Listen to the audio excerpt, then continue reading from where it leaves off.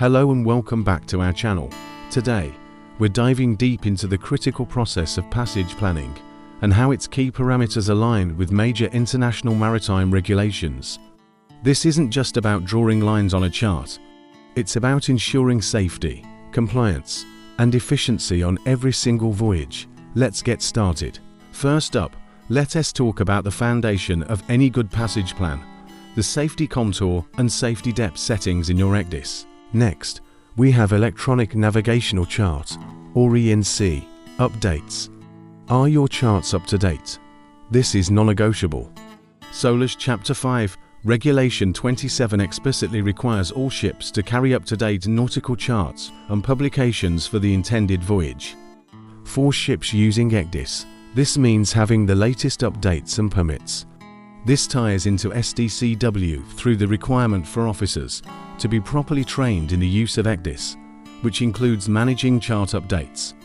From a MARPL standpoint, updated charts help you avoid designated environmentally sensitive or restricted areas, ensuring you don't violate pollution regulations. Your ISM system must include documented procedures for chart correction and management, ensuring a clear and auditable process. This is all about safe operations and maintaining compliance across the board. Outdated charts are a huge red flag for any inspector and a massive risk to the vessel, crew, and environment. Let's move on to the cross-track distance, or ECDIS. This is the corridor you define for your planned route. How much room for deviation is safe? Setting your ECDIS is a core part of voyage planning competence under SDCW. It's a practical application of the principles learned. SOLAS V34 on route planning has the route to be planned from berth to berth. An ECDIS is a key parameter in defining that route. A well-defined ECDIS helps you navigate clear of dangers, which in turn reduces the risk of collisions or groundings that could lead to pollution, bringing MARPL into the picture. Under the ISM code, ECDIS is a powerful risk management tool. You're proactively defining your safety margins. For the crew, this is also a human element issue. A clear, safe route, defined with proper ECDIS, reduces the stress and cognitive load on the bridge team, which aligns with MLC and ILO principles of protecting crew welfare and preventing undue stress. It's about more than just staying on the line. It's about creating a safe and manageable workspace. Now for a parameter that every mariner respects: under keel clearance, or UKC, and the tidal data that informs it. The SDCW convention requires officers to have a thorough knowledge of tides and currents. Calculating UKC is a direct application of that knowledge. Again, SOLAS V34 requires a safe passage plan, and you can't have a safe plan without ensuring you have enough water beneath your keel at all times.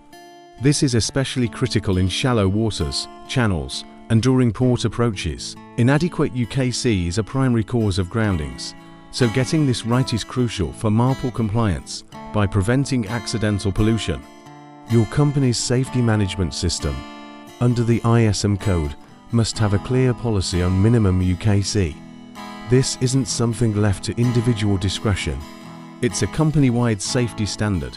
Following this procedure is a core part of accident prevention. From a crew welfare perspective, navigating in confined or shallow waters is stressful.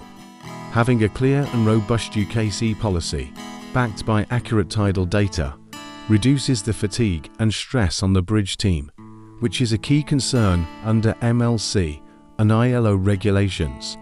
Let's discuss environmental layers on your ECDIS. This feature is a game changer for MARPL compliance. SDCW requires officers to have knowledge of MARPL regulations, and using these layers is a practical way to apply that knowledge. You can overlay special areas, emission control areas, under the MARPL regulated zones directly onto your chart. This visually integrates MARPL requirements into your SOLAS V34 passage plan. You can immediately see where you need to change over fuel, manage garbage, or handle ballast water differently. Your company SISM policies should mandate the use of these layers to ensure compliance with an ECDIS through VI of MARPL. This also relates to OSHA and workplace safety when it comes to procedures for safe fuel handling during changeovers. For the crew, using these layers raises awareness and simplifies compliance, making it easier to do the right thing and avoid penalties, which is a key part of their training and responsibilities. Finally, let's talk about the most important factor in all of this, the human element and fatigue. This parameter isn't a setting in your ECDIS, but it underpins everything we do. The SDCW Convention, specifically the Manila Amendments, introduce strict rules on hours of rest in Section 8. Your passage plan must be executable by a well-rested crew. SOLAS also touches on this through its requirements for adequate bridge manning levels. An overly complex or demanding plan could lead to unsafe manning practices. The ISM code is all about managing risk, and a fatigued crew is one of the biggest risks on any vessel. Your SMS must include procedures for managing fatigue. OSHA principles focus on preventing workplace hazards, and fatigue is a major hazard that leads to accidents.